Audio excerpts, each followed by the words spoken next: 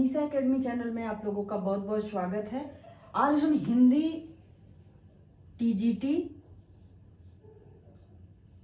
PGT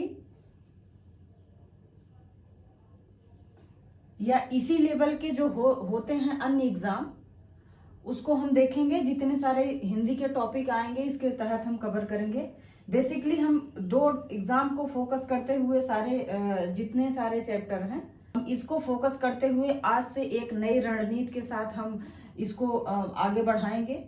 और जितने भी हिंदी से रिलेटेड क्वेश्चन हैं, चाहे टीजीटी में चाहे पीजीटी में या इसी स्तर के जो भी एग्जाम होते हैं जिसमें हिंदी पूछी जाती है, हिंदी साहित्य पूछा जाता है, हिंदी व्याकरण या जो भी व्याकरणिक चैप्टर होते हैं वो पूछे जाते हैं, तो जितने सारे क्वेश्चन हैं हम यहाँ पे सबको कवर करने वाले हैं। तो आज से ये नई रणनीति है। हिंदी केवल हिंदी ही पढ़ाई जाएगी। यहाँ पे आप लोगों को जो भी हिंदी से संबंधित समस्याएं होंगी सारी यहाँ पे सॉल्व की जाएंगी। तो चलिए हिंदी का सिलेबस हम देखते हैं। टीजीटी पीजीटी में लगभग सेम सिलेबस होता है।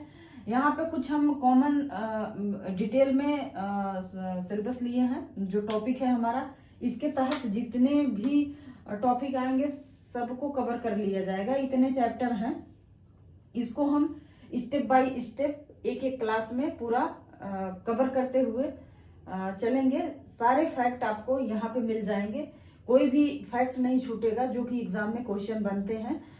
तो यहाँ पे जो है पहला है हिंदी साहित्य का इतिहास। हिंदी साहित्य का इतिहास ये हमारे टीजीटी पीजीटी के चैप्टर में सिलेबस में है। और हिंदी साहित्य का इतिहास और भी एग्जाम में पूछे जाते हैं। तो यहाँ से ये टॉपिक कवर कर देने के बाद आपको कहीं भी पढ़ने की जरूरत नहीं होगी, आप आसानी से हर क्वेश्चन का जवाब दे सकते हैं। दूसरा टॉपिक होगा आदिकालीन साहित्य की प्रमुख प्रवृत्तियां। तो जो आदिकालीन साहित्य था उसकी प्रमुख प्रवृत्तियां कौन कौन सी थी, कैसी थी, हम इस टॉपिक के अंतर्गत सारी चीजों को कवर करने वाले हैं। अगला टॉपिक है भक्तिकाल। तो भक्तिकाल एक छोटा सा शब्द है भक्तिकाल, लेकिन इसमें आता है संत काव्य, सूफी काव्य, राम भक्ति काव्य, कृष्ण भक्ति काव्य। जैसे इसमें पूछ लेगा कि राम जो है सूरदास किस शाखा के कवि थे, तो ऐसे क्वेश्चन इसमें बनेंगे। तो ये जो भक्तिकाल है, भक्तिकाल के अंतर्गत आता है ये संत काव्य में है,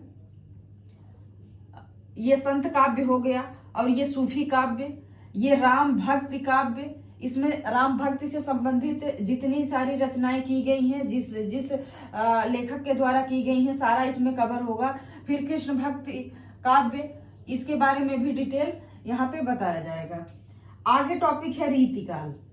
रीतिकाल में आएगा रीतिबद्ध, रीत मुक्त, रीत सिद्ध।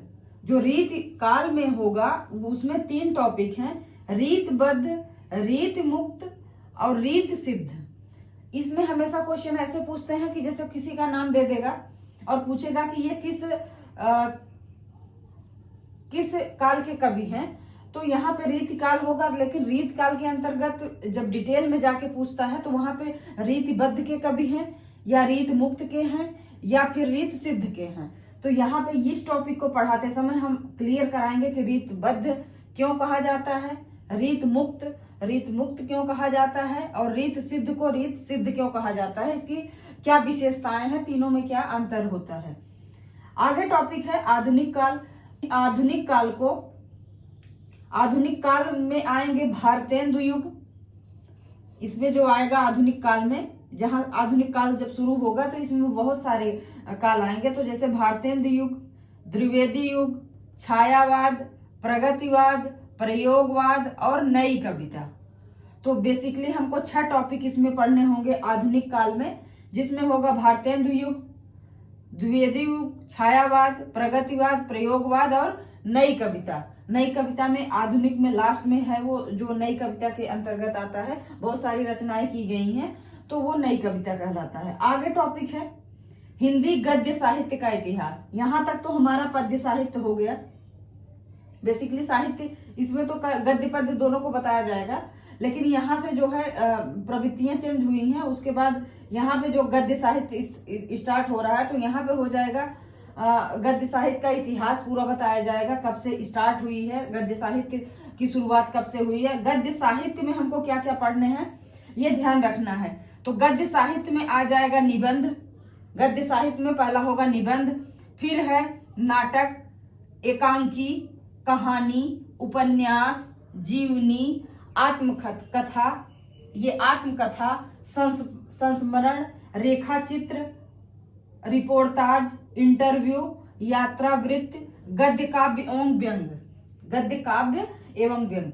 तो जो हिंदी गद्य साहित्य है हमारा, साहित्य का इतिहास है, उसके अंतर्गत बेसिक पढ़ते हुए हम इन टॉपिक को देखेंगे। निबंध, नाटक, एकांकी, कहानी, उपन्यास, जीवनी, आत्मकथा, संस्मरण, रेखाचित्र और रिपोर्टाज, इंटरव्यू, यात्रा वृत्त, साथ में देखेंगे गद्य काव्य एवं व्यंग।